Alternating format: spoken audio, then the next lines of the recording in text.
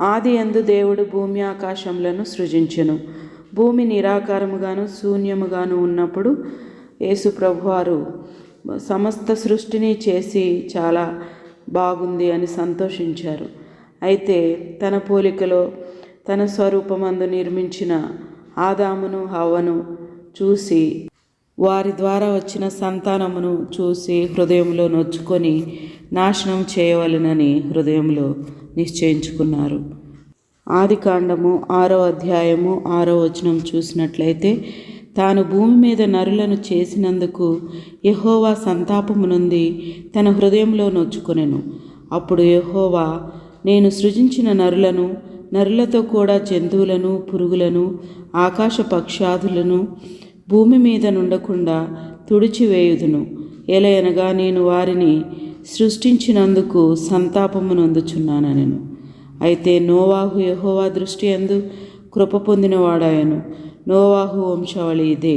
నోవాహు నీతిమంతుడును తన తరములో నిందారహితుడై ఉండెను. నోవాహు దేవునితో కూడా నడిచినవాడు. మనం చూసినట్లయితే నోవాహు నీతిమంతుడును నిందారహితుడై ఉండి దేవునితో కూడా నడిచినట్లు చూస్తున్నాం. మరి నోవాహు అతని భార్య ఏక మనసు కలిగి ఆమె కూడా నీతిమంతురాలుగా నిందారహితురాలుగా అట్లాగే దేవునితో నడిచినట్లు మనం చూడవచ్చు. తన భర్తను అనుసరించిన వ్యక్తిగా మనం చూడవచ్చు. తన భర్త నీతిమంతుడు, దేవునికి నచ్చిన వ్యక్తి అంటే ఇంకా ఆ కుటుంబాన్ని చక్కగా నడుపుకొని ఉంటాడు.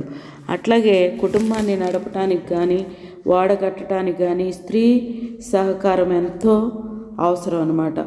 ఆ రోజుల్లో మరి చెక్కలు, మేకులు ఇవన్నీ తీసుకొచ్చి ఆదాము గారు మరి కడతా ఉంటుంటే కొంతమంది పనివారితో. అట్లాగే నోవాహు భార్య మరి ఓడలో 40 దినములు ఉండబోతున్నారు కాబట్టి నోవాహు, అతని భార్య, 3 కుమారులు, 3 కోడండ్రు, మొత్తం 8 మందికి, అట్లాగే సర్వ జీవులు 2 చొప్పున అన్ని ఓడలో ప్రవేశించాలని చెప్పారు కాబట్టి వాటి కోసం కూడా ఎన్నో ఆహార పదార్థాలను సిద్ధపరచుకునే పనిలో తను ఉంది. మరి నోవాహు భార్య ఎంతో ప్రార్థన చేసి మరి తన కుమారుల్ని కూడా భయభక్తుల్లో పెంచిన వ్యక్తిగా మనం చూడవచ్చు. 3 కుమారులు కూడా ఓడలోనికి వచ్చారంటే ఏ ఒక్కరు కూడా తప్పిపోలేదు, లోకంలో కలిసిపోలేదు. సామెతలు 22:6లో చూసినట్లయితే, బాలుడు నడవలసిన త్రోవను వానికి నేర్పము, వాడు పెద్దవాడైనప్పుడు దాని నుండి తొలగిపోడని వాక్యంలో సెలవిచ్చినట్లుగా తన కుమారులను ఎంతో ప్రార్థనాపూర్వకంగా భయభక్తులతో వారిని పెంచిన స్త్రీగా మనం చూడవచ్చు. అట్లాగే తన కోడళ్లను ప్రేమించే అత్తగారుగా కూడా ఉంది. వారి కోడళ్ళు కూడా వచ్చారంటే ఓడలోకి మరి వారిని ఎంతో ప్రేమతో చూసుకొని మరి వారికి పనులను కొన్ని అప్పచెప్పి మరి అందరూ కలిసి ఏక మనసుతో మరి పనులను విభజించుకొని చక్కగా వారి కుటుంబం అంతా కూడా రక్షణ ఓడలో ప్రవేశించారు అందరూ కూడా.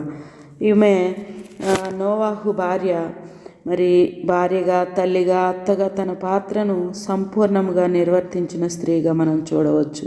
ఈ దినాల్లో కూడా తల్లి మరి తన పిల్లలను మంచి భయభక్తుల్లో పెంచాలని ఎంతో మరి ప్రార్థన చేస్తూ వారిని హెచ్చరిస్తూ చక్కగా చూస్తున్నప్పటికీ కొంతమంది పిల్లలు తప్పిపోతున్నారు. కానీ ఇక్కడ నోవాహు భార్య 3 పిల్లలు కూడా రక్షింపబడ్డారు. అట్లాగే అత్తలు కూడా మరి తన కోడలను మరి ఒక విధంగా, కుమార్తెలను ఒక విధంగా చూడటం గమనిస్తాము. మరి నేను మొన్న ఒక చిన్న వీడియో చూశాను అనమాట. దానిలో కోడలు డెలివరీ అయ్యి మరి తన ఇంటికి వచ్చి తిరిగి వెళ్ళేటప్పుడు అత్త ఏం చెప్తుందంటే, నువ్వు మొద్దు నిద్రపోవద్దు, పిల్లోడిని జాగ్రత్తగా చెప్పింది. తర్వాత తల్లి ఇంటి నుంచి మరి అత్తగారింటికి మరి తన కుమార్తె వచ్చేటప్పుడు తన తల్లి ఏం చెప్తుందంటే, అమ్మ నీ తలకు జాగ్రత్తగా మరి స్కార్ఫ్ కట్టుకొని చెవుల్లోకి గాలి వెళ్లకుండా మరి బిడ్డకు కూడా మంచి టైంకి ఆహారం తినిపించు అని చక్కగా ప్రేమతో చెప్తుంది. వీళ్ళిద్దరిలో చూస్తే మరి అత్త ఏమో మొద్దు నిద్రపోవద్దని, మరి ఆ తల్లేమో చక్కగా ఇట్లా నువ్వు ఆరోగ్యంగా ఉండని, ఆ యొక్క వేరియేషన్ చూసినప్పుడు నేను చాలా ఆశ్చర్యపోయా. మరి తల్లి ప్రేమ ఏ విధంగా ఉంటుంది, అత్త ప్రేమ ఏ విధంగా ఉంటుంది. కానీ మనం కూడా ఒకప్పుడు మరి ఒకళ్ళకి కుమార్తెగా ఉండి తర్వాత కోడలుగా వెళ్తాము, తర్వాత అత్తలం అవుతాము, అమ్మమ్మలు నాయనమ్మలు అవుతాం. కాబట్టి మనం కూడా ఈ యొక్క వేరియేషన్ లేకుండా చక్కగా కోడల్ని కూడా మరి కుమార్తెలాగా చూసుకుంటేనే అప్పుడు కోడళ్ళు కూడా తన తల్లిలాగా వారిని చూసుకుంటారు.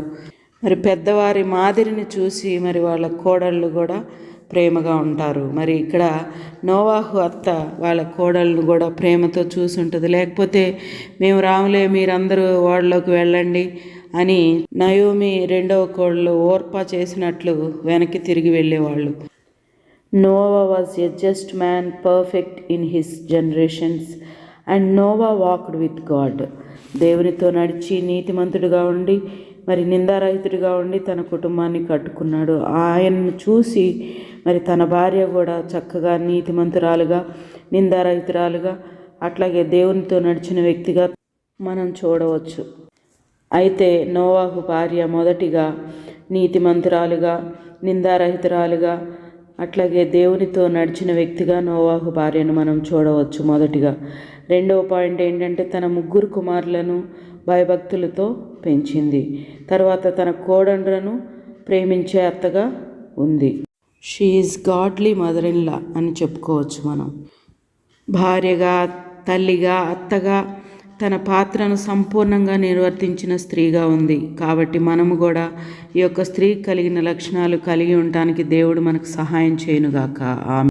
మరి ఆదికాండము 8వ అధ్యాయము 15వ వచనం చూసినట్లయితే, అప్పుడు దేవుడు నీవును నీతో కూడా నీ భార్యయు నీ కుమారులను నీ కోడండ్రును ఓడల నుండి బయటికి రండి అని దేవుడు చెప్పినట్లుగా మనం చూస్తున్నాం.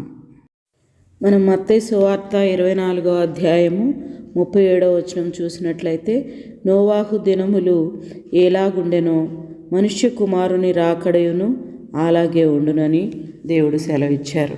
మరి మనము కూడా నోవాహు భార్యలాగా మరి నోవాహులాగా దేవునికి లోబడి మరి చెప్పినది ప్రతిదీ చేసి రక్షణ వాళ్ళలో ప్రవేశించి రక్షణ పొందుకున్నారు. అట్లాగే మనము కూడా మన కుటుంబాలను ఏక మనసుతో కట్టుకొని మరి రెండవ రాకడకు సిద్ధపడటానికి బుద్ధిగల కన్యకల వలె మరి సిద్ధంగా ఉండటానికి దేవుడు మనకు సహాయం చేయునుగాక. ఆమెన్. కుతూహలం